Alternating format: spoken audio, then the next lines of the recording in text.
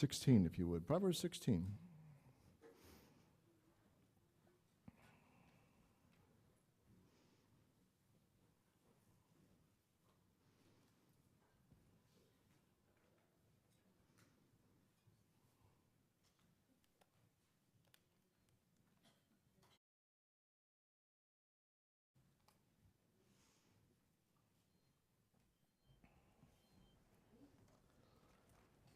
And I'm going to read verses 20 through 24, Proverbs chapter 16.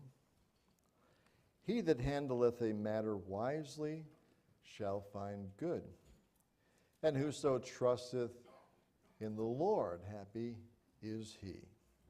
The wise in heart shall be called prudent, and the sweetness of the lips increaseth learning. Understanding is a wellspring of life unto him that hath it, but the instruction of fools is folly.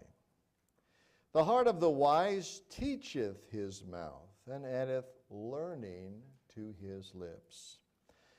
Pleasant words are as an honeycomb, sweet to the soul, and health to the bones. You know, Proverbs is, just has a list of wonderful things in it, and communication is obviously one of the subjects in Proverbs that we can glean much from. And so though we're not going to necessarily go through all of Proverbs, we have several verses we're going to look at, but we do want to think about pleasant words and how pleasant words build strong relationships. Pleasant words build strong relationships. Lord, I pray that you'd help us tonight, and all of us are in a myriad of relationships: husband, wife, father, son, mother to daughter, parent, child, employer, employee, church members, members of different organizations, and yet, Lord God, we're speaking constantly to one another. We need wisdom. We need to speak in such a way, Lord, that we honor you and that relationships are built rather than torn down. And so I trust that you'll just help us to be mindful of a few things. Obviously, there's such a big subject here. We're not looking to be exhaustive. We're just looking to remind ourselves of some things that are important about how we build our relationships. So I trust that you'll just give us wisdom. Help us as we look into the Proverbs and see several of them that will help us and help us to be instructive in this particular manner. And we pray this in Jesus' name. Amen. All right, I am calling this here pleasant words for the sake of getting ahead of myself here. Is it up there full time? Yeah. Okay.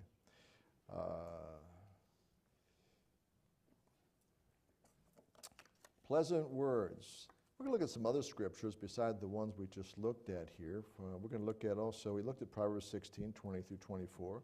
We also want to look at Proverbs chapter 12, verse 18. I have it listed up there. It says, there is that speaketh like the piercings of a sword, but the tongue of the wise is health. It says in Proverbs 15, verse number 4, a wholesome tongue is a tree of life, but perverseness therein is a breach in the spirit.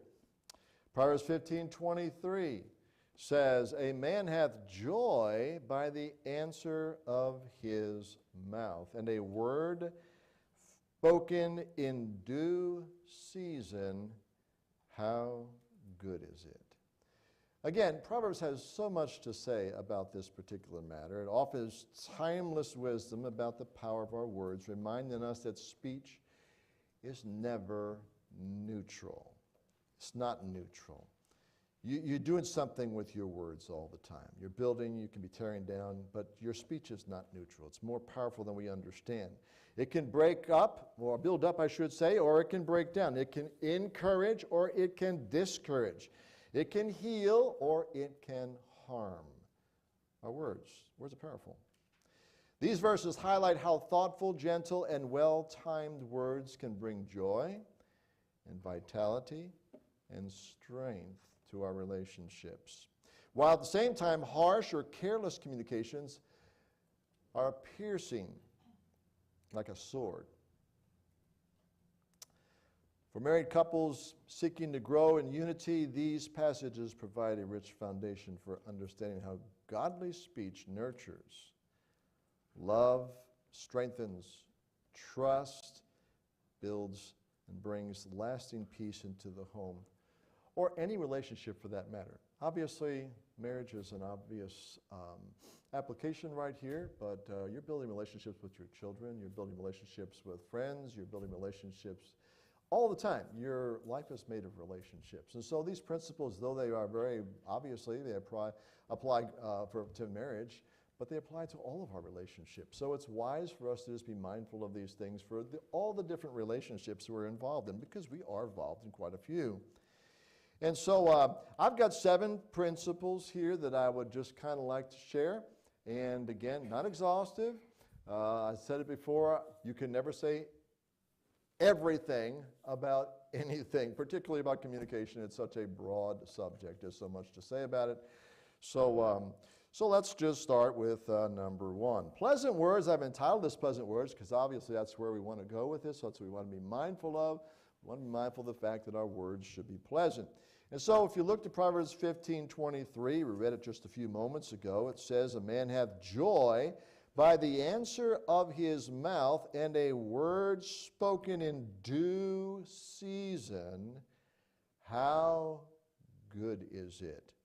Words can produce joy when spoken at the right time.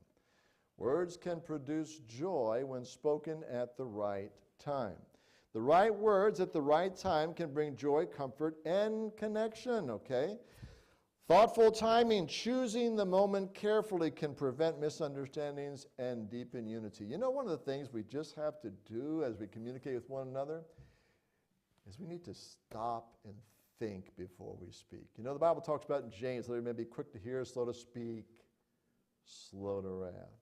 When it says slow to speak, it doesn't mean, you know, I had a guy back in high school, his name was William Harrelson. William was from Tennessee. And everything William did was just about the same speed I'm talking about right now. William was just not in a hurry about anything, you know.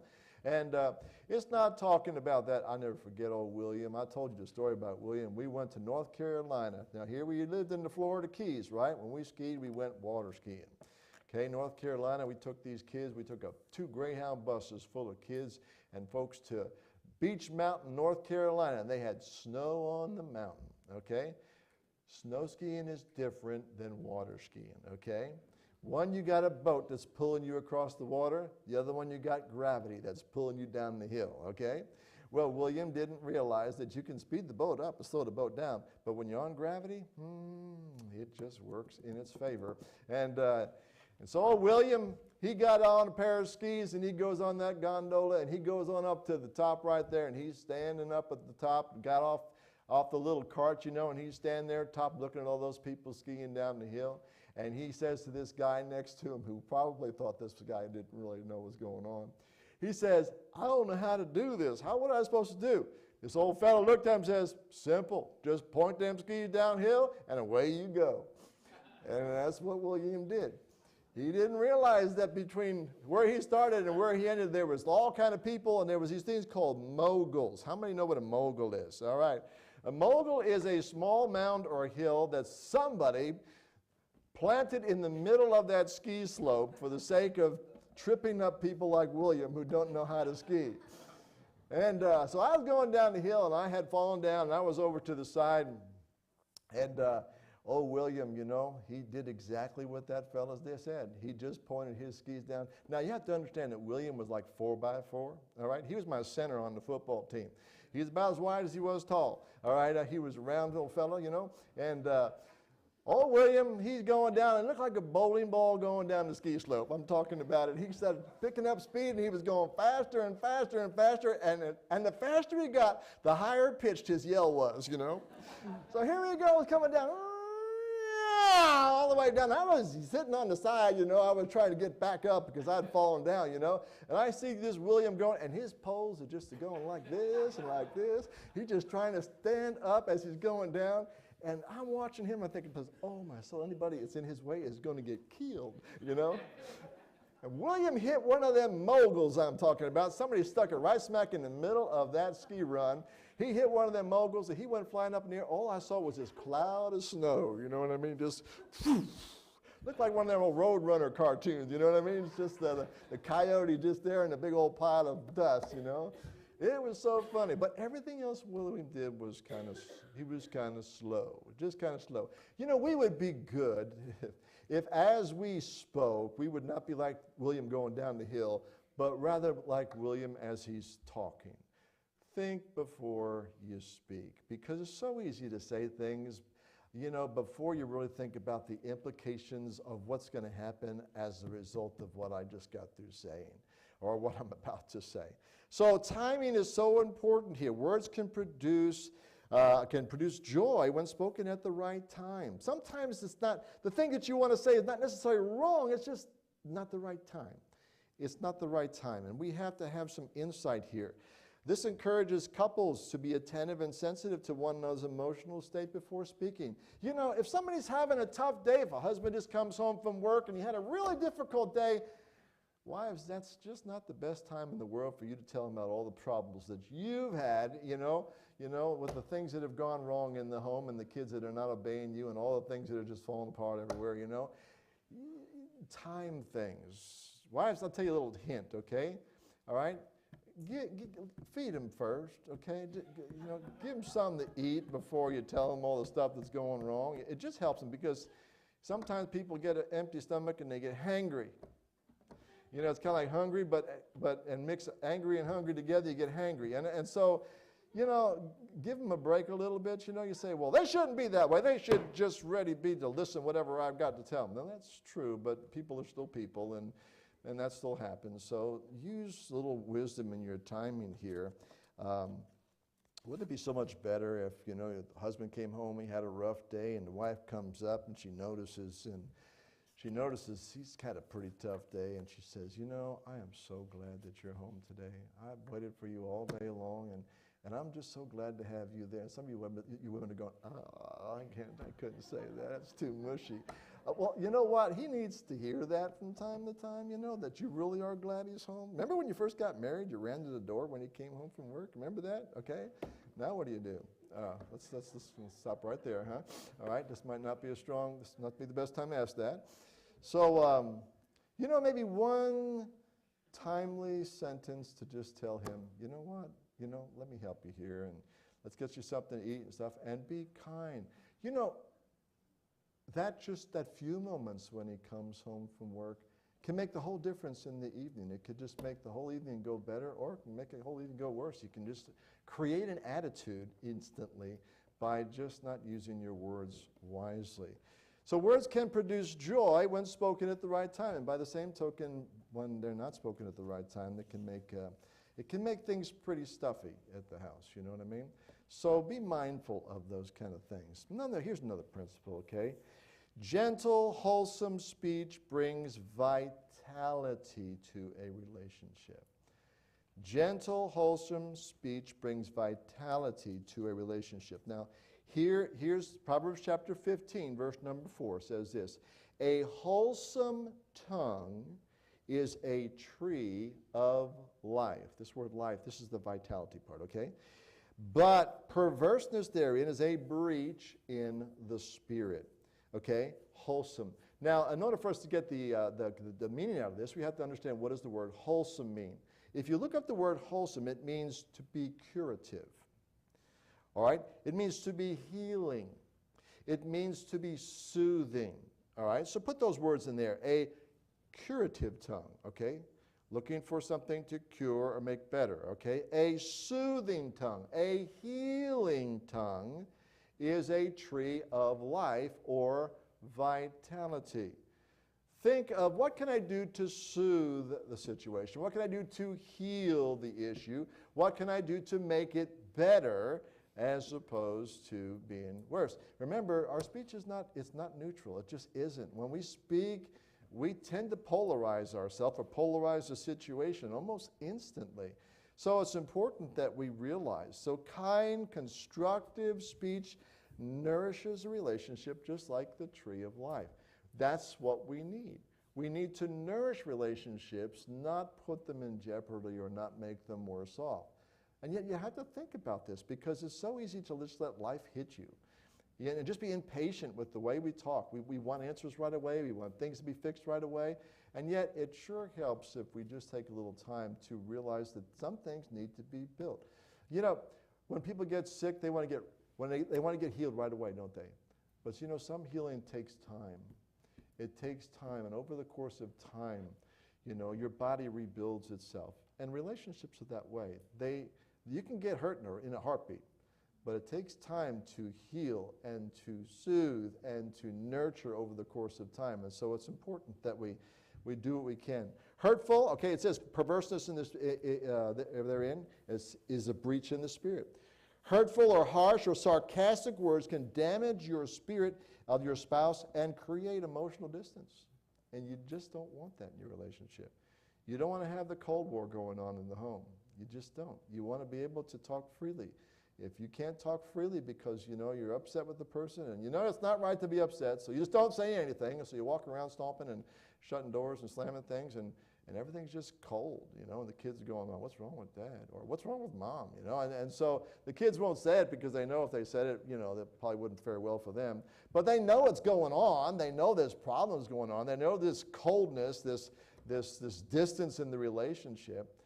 So a lot of this can be if we would just use wholesome words as opposed to words that are, you know, just create a rift and make the relationship worse. You know, think of marriage or relationships like a garden, okay? In a garden, you need to pull the weeds, you know, get the bad stuff out of there, and you need to keep, you know, tilling up the dirt and keep things watered properly so that they can grow in such a way that they can be healthy. And that takes time. I mean, it just doesn't, you know, okay, I weeded my garden, you know, the first day, and then you don't do anything for the next 3 weeks or next 4 weeks. Well, guess what? You need to constantly do this. You need to constantly cultivate your garden so that you can produce fruit, and you need to constantly cultivate a relationship. It's not like, yeah, I did this once or I did this a month ago and it didn't make any difference. No, this is a constant process of cultivation in a relationship. And so the more you cultivate, the more you keep the weeds out, and more that you tend to the plants to make them so they can grow healthy, the more that you'll produce a better crop. Let it just go and don't tend to it properly, and you'll find out that things are not going to produce well. You're not going to have a fruitful relationship. You're not going to see much good come of it. And so so the couple that regularly speaks with a gentleness or a soothing or a healing or a curative mindset in our words, you're going to really help that relationship to go much better. Number 3, words can wound deeply or they can heal. They can wound deeply or they can heal. Now, chapter 12, verse 18 says this, there is that speaketh like the piercing of a sword. Now, if you can just imagine what the piercing of a sword would be like to your physical body, you would realize that your words can do the same thing to people's hearts, to their spirits. You can really hurt people with your words. All right? But the tongue of the wise is health. Okay? So you're thinking this is injury versus health. And serious injury. We're talking about when somebody says something like the piercing of a sword. Say, well, I just had to get my point across. You know what? We still need to use wisdom as we get our point across. You just do. Don't ever feel that you have this freedom just to say whatever. You know, this is one of the things that social media has brought into our culture, is that people feel like they can just say whatever they want and there is no price to pay. Now, that could work when you're on social media. It doesn't work really, but I'm saying you might get away with it, let's put it this way, because you don't personally see what happens to the people that you're posting your junk on, okay? But isn't it sad? You think about the thing that people You know, Olathe the other day, I was really disappointed. The kids got out of school, and they went down to the courthouse over here, down to, and a bunch of kids got out there. They skipped class to go down.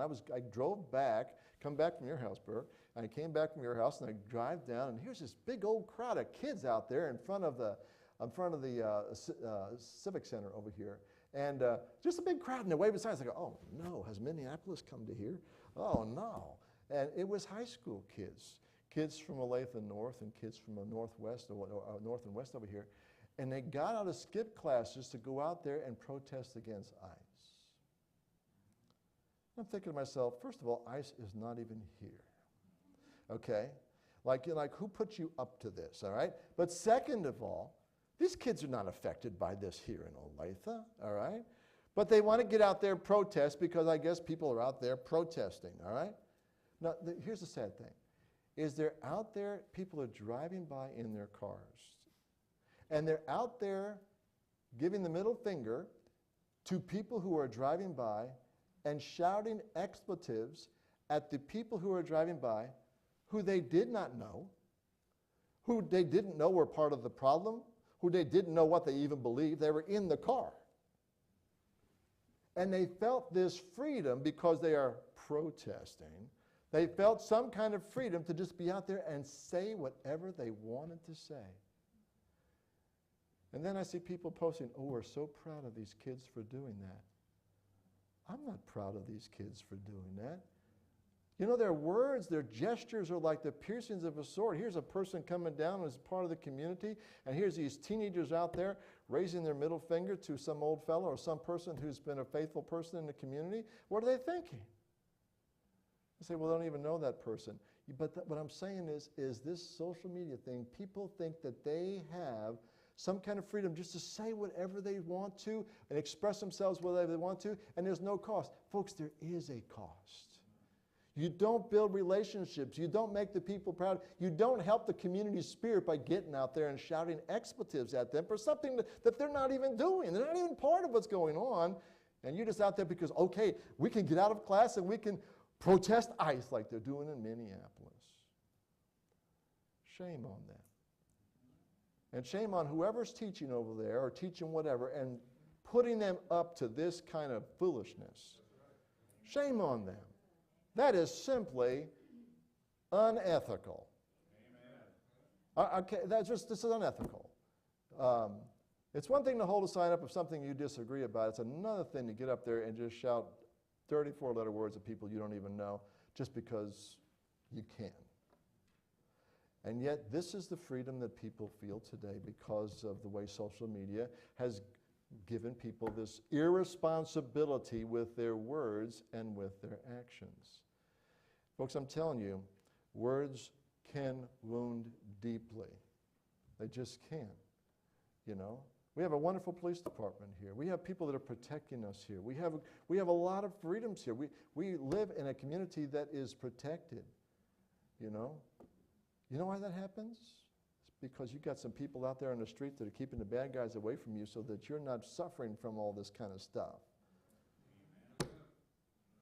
We need to be thankful for these people, not out there, you know, what the implication is. Listen, if there's some criminal that's here in this town that's raping or doing things to harm people or selling drugs, whatever they're doing, or murdering people, do you want them to stay here? Do you want to protect them? And they're not getting the issues straight. They said, so many people are here as immigrants. Yeah, they got here the right way, okay? They went through the process, and they came here, and they're glad they're Americans, and they're glad to be a part of the system. But these people that are coming for the purpose of destroying this country because of whatever they don't agree with, why don't they just go back to where they came from rather than come here and make this place distress everybody over here? You know what I'm saying? This is just, but these are things that people are doing with their words. And here's the thing. We don't ever want to feel like we should be able to do and express ourselves in that kind of negative fashion. Never, never. You know, in your marriage relationship, in your personal relationships, in your friendship, you should just realize that there are places you never, never go with your words. You just never go there. It's never appropriate, it never helps, it never builds. It's always going to be like a dagger that you're putting in the heart of the person that you're talking to. You don't have the freedom. You don't need to feel the freedom to just go ahead and say whatever's on your, I just got to give a piece of my mind. Maybe you better hold on to that piece of your mind. It might be the last piece you have. You just maybe hold on to it.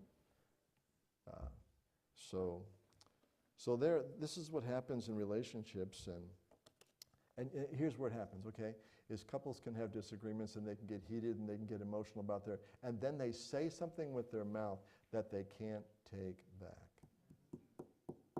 So I was just mad, I was just frustrated. Understand that when you're mad, that's not the time for you to talk a lot. It should be the time that you be quiet and think before you speak. Let every man be swift to hear, slow to speak, slow to wrath. For the wrath of man worketh not the righteousness of God. Just doesn't. It doesn't. So we need to understand that, okay? Number 4, how to handle issues, how you handle issues together matters. Proverbs chapter 16 and verse 20, we read the verse, it says, he that handleth a matter wisely shall find good. Okay? Wisdom. Answering a matter with wisdom, according to the truth that you know about God. Disagreements and challenges, they're inevitable. They're going to come up in your relationships. Friendships, marriages, husband, wife, I should say parent, child. You're going to have problems that are going to come up and are going to arise in your relationships. You're going to disagree with one another. That's going to happen. It's going to happen. How you handle it makes a difference. Handling a matter wisely. So what matters is responding with wisdom, listening to people, seeking what you should do, asking God what you should do. Let words like, let the words of my mouth and the meditations of my heart be acceptable in thy sight, O Lord, my strength, my Redeemer. Philippians 4:8. I tell you, Philippians 4:8 is a verse that everybody ought to memorize. Finally, brethren, whatsoever things are true, whatsoever things are honest, whatsoever things are just, whatsoever things are pure, whatsoever things are lovely, whatsoever things are of good report, if there be any virtue, if there be any praise, think on these things. So run your thoughts through the sieve of Philippians 4:8 so you can sort out what perhaps you should say or even think about and what you shouldn't say. And by the way, the things that you stew on are the things that you're going to eventually come out, are going to come out of your mouth. And so you really need to get these issues settled, because if you don't, you'll end up saying something that will hurt somebody. They just will. So how you handle the matter? We need to handle issues wisely. Wise handling of issues produces good peace solutions and growth. I'm not telling you anything you don't know. You know all this stuff. You know this.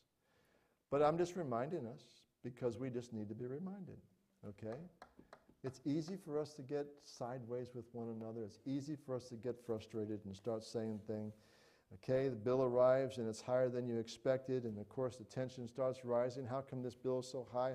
Why did you do this? Why didn't you pay this? Oh, you forgot to pay the credit card bill. Now we're paying all this interest. And all of a sudden these issues begin to escalate.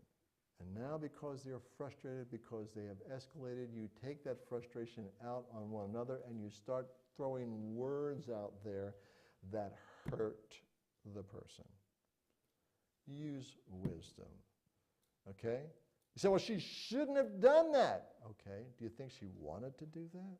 Well, no, okay, have you ever made a mistake with the things that you've done? Have you ever neglected something that cost you a little bit more than you wish you had to pay? Well, sure, we all do. Realize that we need to give the other person leeway, you know what I mean? Because our time's coming where we're going to do things that we shouldn't have done, and consequently, we want to have the same grace extended toward us as we need to extend toward them. We just need to think beyond ourselves in these things. Once panic and blame start to get into the mix, boy, that's when things really get bad. Be careful, okay? thing of it is, when you start feeling that panic inside you, once you start feeling that blame rising up inside of you, once you feel that heat where you just really feel like you're going to blow up or explode, just get away so that you don't blow up and say something that's going to cost you for a long time thereafter. Be wise. Be wise with what you say. How important it is. All right? Sit down. Be calm with one another and say the things that are going to make a positive difference. Gracious communication improves relationship. We're in the same context, Proverbs 16, verse number 21. It says, the sweetness of the lips increaseth learning. The sweetness of the lips. Now, fellas, that doesn't mean that you're effeminate because you're using sweet words. All right? This word sweetness here, it's talking about speaking kindly. Your tone. Your tone is so important. You can say the same words with a different tone, and it can just shade the entire conversation. Are you upset? No, I'm not really upset. Are you upset? No, I'm not upset. Use the same words, But my tone said something completely different. And you can use a negative tone or a sarcastic or a derogatory tone, and you can say, I didn't say anything wrong. People, communication there's a very small part of our communication that deals with our words. Your body language, your tone, and your facial expressions communicates far more than your words do. So if your words are really piercing, no telling what your face and your body language and everything else that goes along with it are saying. And people pick up on all of that. Your wife goes by and says, what's wrong? Something's wrong. I didn't say anything. But they just know. They just know your posture. They know your facial expression. They know that something's wrong. Something's wrong there. They can tell. You live with each other for a long enough time. You're sensitive to that other person and what's going on in their life. You just know something's going on. And you just need to be very careful there. So gracious communication improves relationship. The sweetness of the lips. When you speak kindly. Your spouse becomes more open to listening and understanding and working with you. A soft answer turneth away wrath, but grievous words stir up strife. What's strife? It's fighting. It's bickering. Okay? Soft answer. You say, well, I don't feel like, okay, then practice. It really doesn't matter if you feel like it. What matters is that you do it. We don't always feel like saying a soft answer. Sometimes we want to get things off, but we have to realize this is the wise thing for us to do. Gracious communication, so important. Sweetness in tone makes difficult conversations easier. You have a difficulty, say, okay, sweetheart, let's just sit down and talk about this. Okay, we've just taken off a bunch of the defenses right there just by saying it that way. Just by lowering your voice, calming down. Sure, let's just sit down and talk about it. It can make all the difference in the world. You got the same problem. The problem didn't go away. You're just taking the situation and bringing it down to a manageable situation if you just tone things down. Tone it down.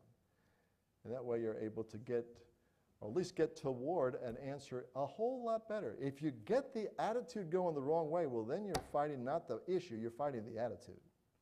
And fighting the attitude is a bigger problem than fighting the issue. When you have people who have attitude problems, you've got a much bigger mountain to climb than when you have an issue problem. Issue problems, you can talk your way through. Attitude problems are a whole lot different deal. I mean, it's just, you're dealing with a whole different monster, I guess you can say. It has a lot to do with the way that you approach the situation.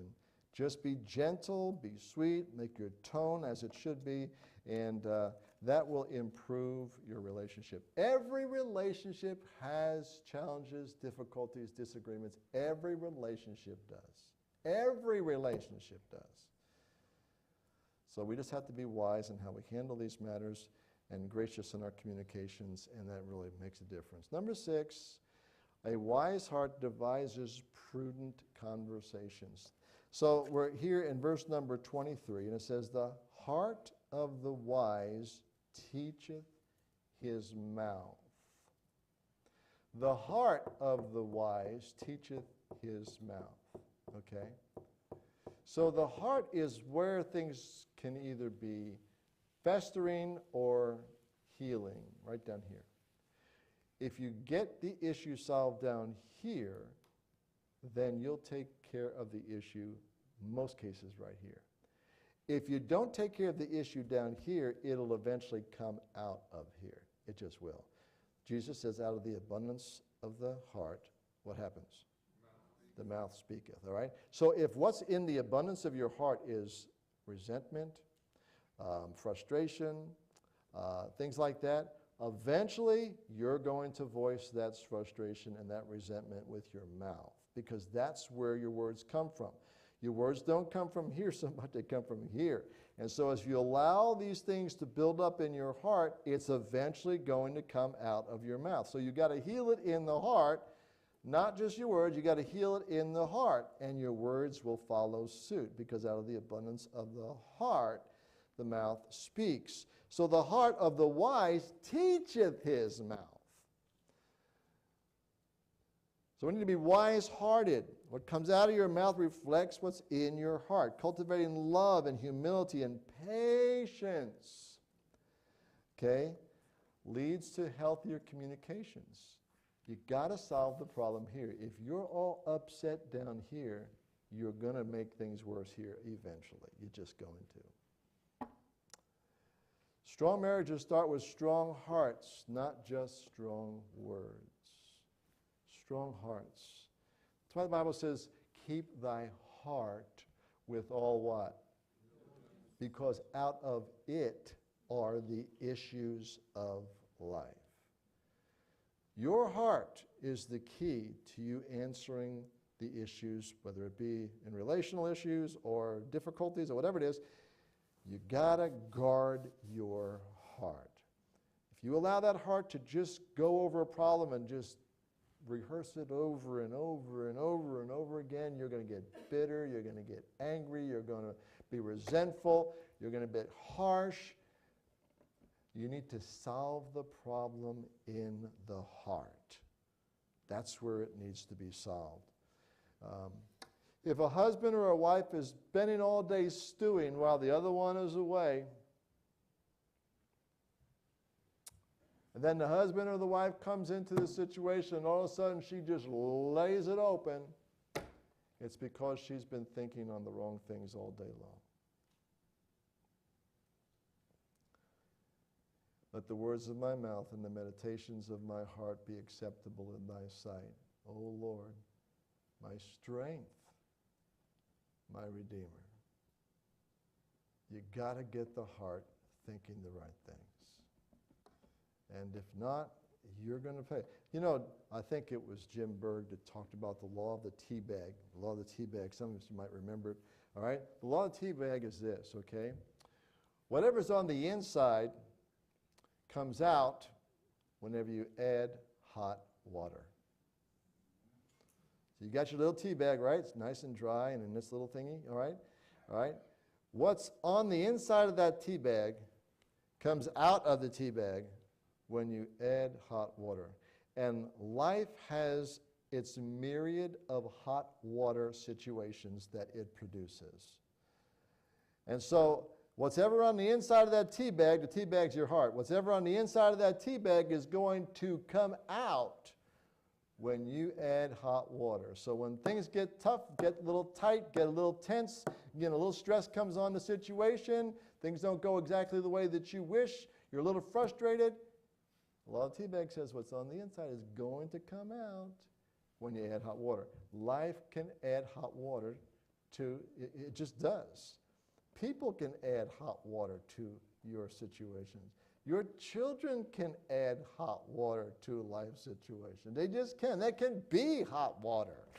And if you have 2, 3, 4 of them, you can imagine how much hot water is going on around you, you see. But you got to solve it here. Okay?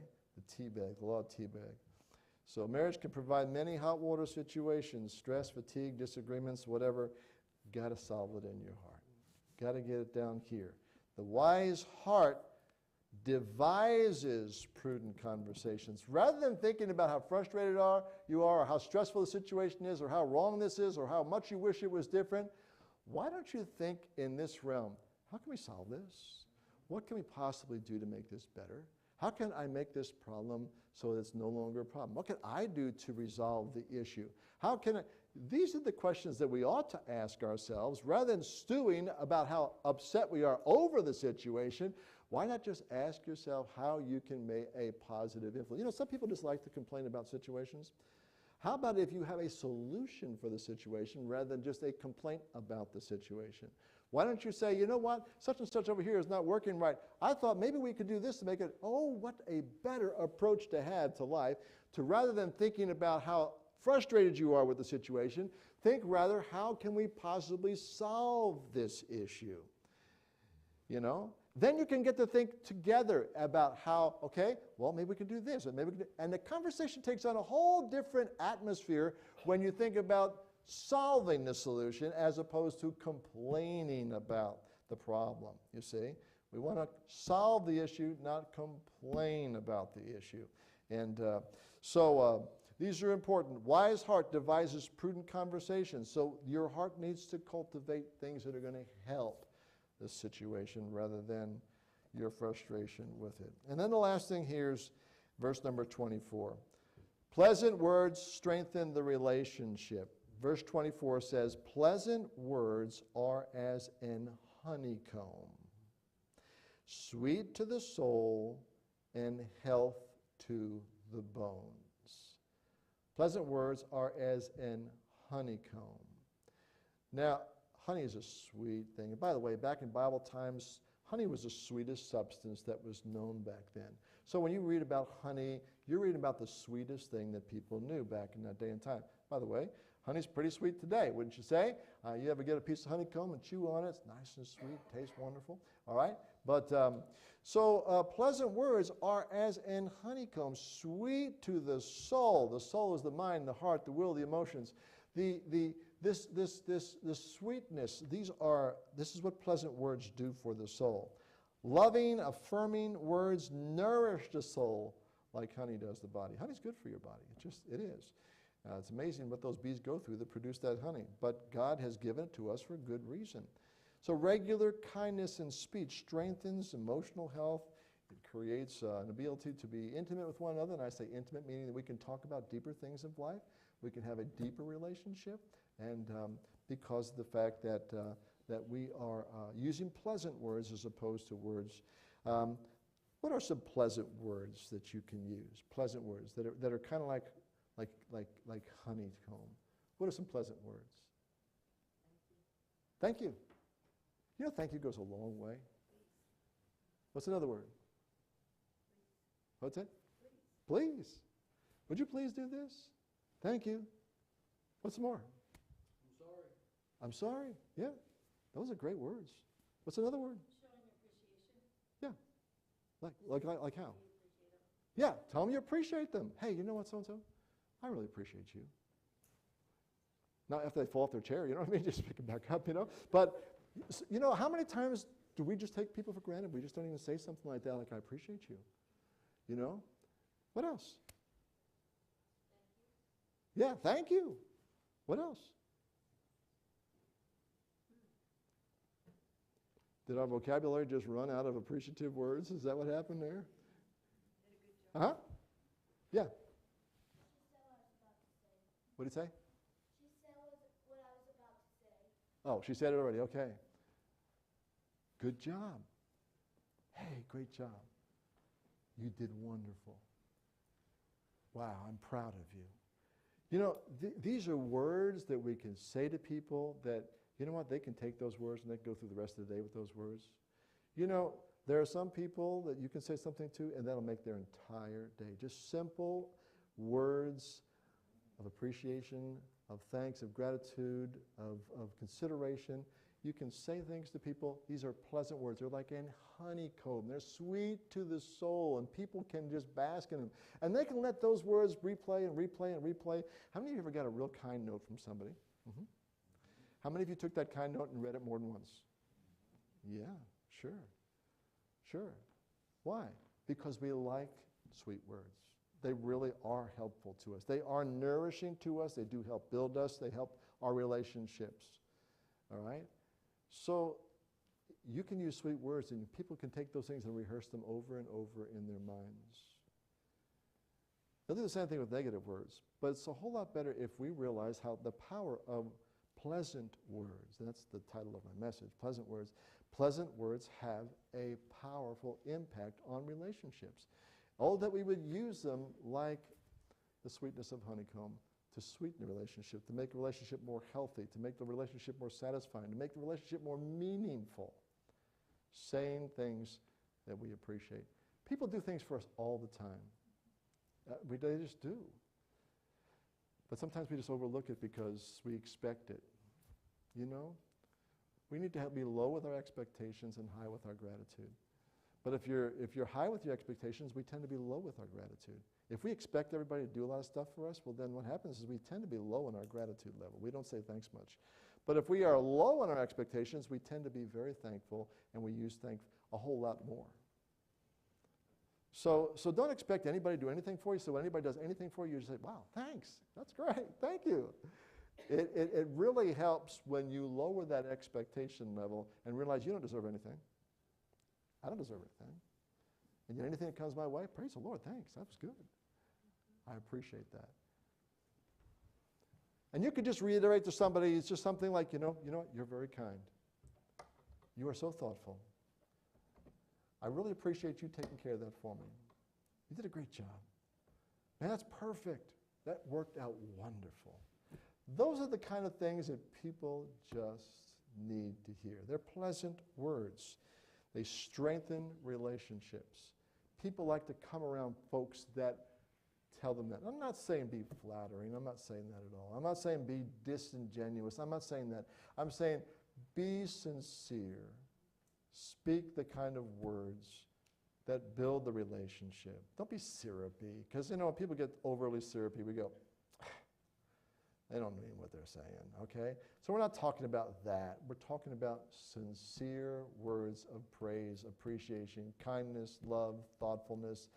That's the kind of words that we want to share with people. And the best way to do it? Don't do it on the fly.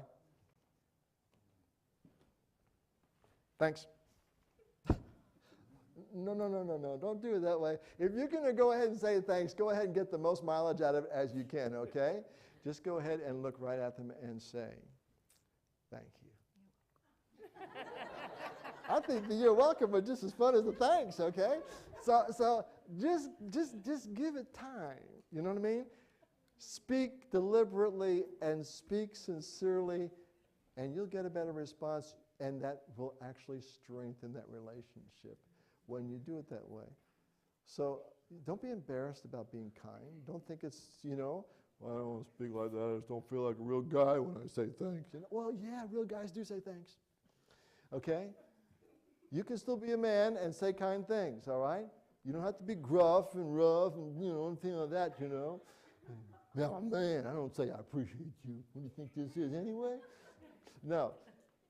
Guys need to do this. Your sons, your daughters, they need to hear this from your mouth.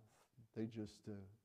I'm listening to a series right now on the Right Now media, and this fellow was talking about the fact that, he grew up with his dad, and he never, ever, ever heard from his dad's mouth. Matter of fact, his dad died. This man he's now probably 60 years old, 70 years old. He says, I never, ever heard my dad say I love you. Never once. Now, dads just don't go around saying that word all the time, okay? All right? But your kid does need to hear it before he dies. And probably more than once. They need to know that you love them. They need to know that you appreciate them. They need to know that you're proud of them. They need to know, and obviously in the right sense, you understand what I'm saying, okay? They need to know that. They need to know from dad. The glory of the children are their fathers. When your father never communicates the kind of appreciation or uplifting to you, it affects you. It does. So let's not be cold and callous and think it's a manly thing not to say kind things. It's a manly thing to say kind things. That's part of what we are supposed to do. We set a good precedent when we do that in our families. And then, like I said, not flattery, not disingenuous, mean it from your heart. And if you're going to do it, take the time to make it as sincere as possible. Don't do it on the fly. Do it with your whole heart. Let your words make a difference in the lives of people. Pleasant words. We can use them.